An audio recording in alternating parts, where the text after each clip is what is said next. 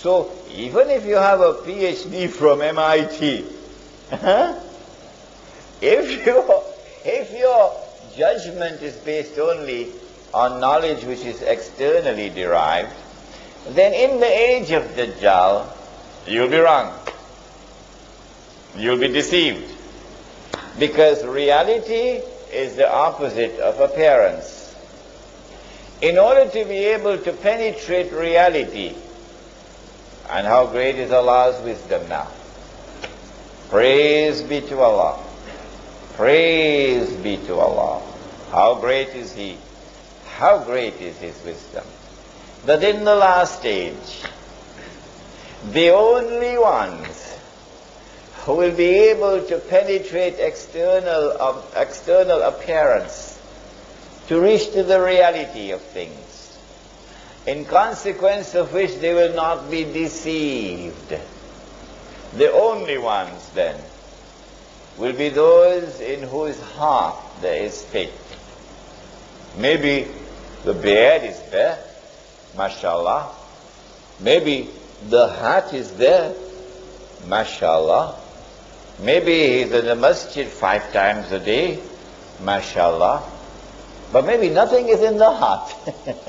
Nothing in the heart. So he can't see. But when the heart is turned to Allah, when the heart submits to Allah, when the heart says, I live for you, I'll die for you, then that heart, Allah will confer upon it nur. And when such a person sees with that nur, listen to this hadith. My teacher Maulana Fadlur Rahman Ansari rahimahullah was so fond of quoting this hadith from the Sunan of Tirmizi. The Prophet said sallallahu ta'ala alayhi wa sallam, he said, ittaqu firasatal mu'min فَإِنَّهُ يَنْزُرُ بِالنُّورِ اللَّهِ. Fear that awesome, intuitive, internal, spiritual insight of the true mu'min.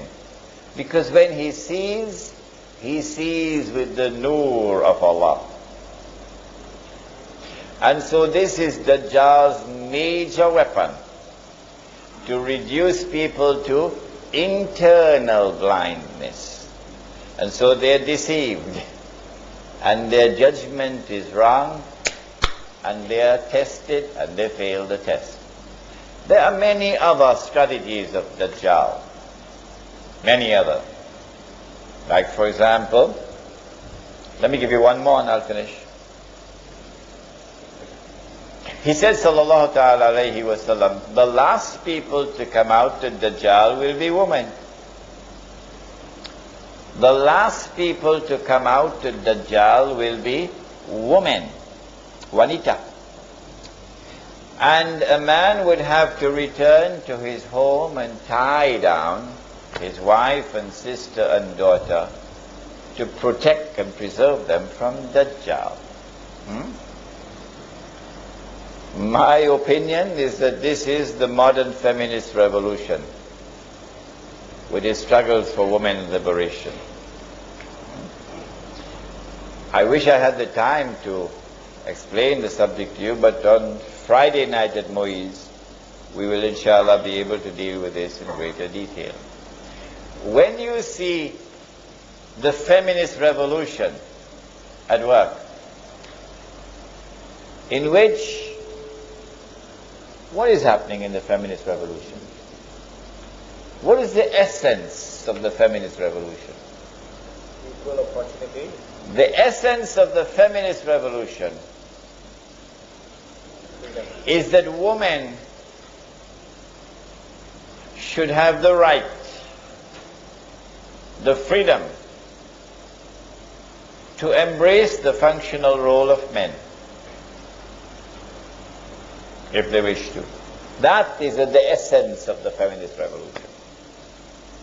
that there is no functional difference between the male and the female. That you have these basic functions and you have these basic functions. No, says the feminist revolution. Anything a man does, a woman should be free to do.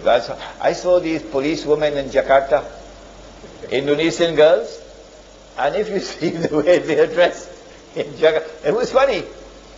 It was funny. As she assumes the functional role of a man, the modern woman, she has to dress like a man. Have you seen them in jackets, and trousers, and ties? Huh? She has to talk like a man. Her voice has to be like a man. She has to behave in a masculine way in the office, particularly if she's the boss.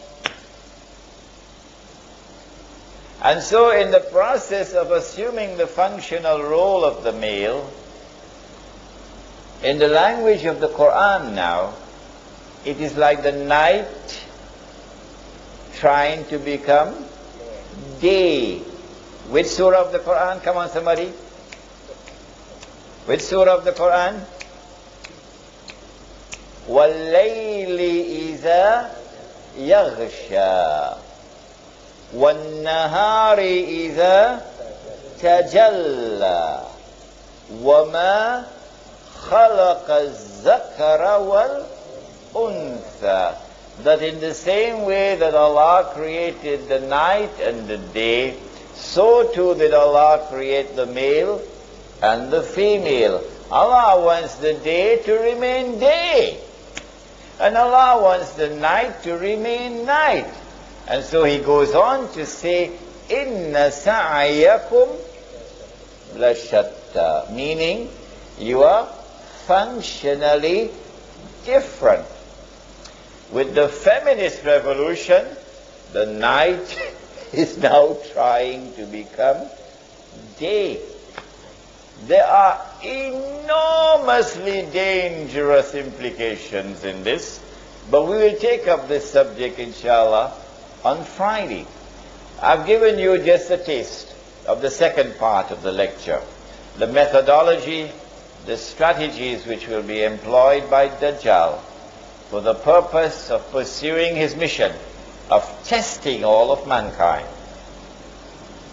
and for the purpose of deceiving Banu Israel as he seeks to deliver to them what will appear to be the return of the golden age. May Allah bless and guide and assist all of those in this gathering now who return home and say, I want to study this subject.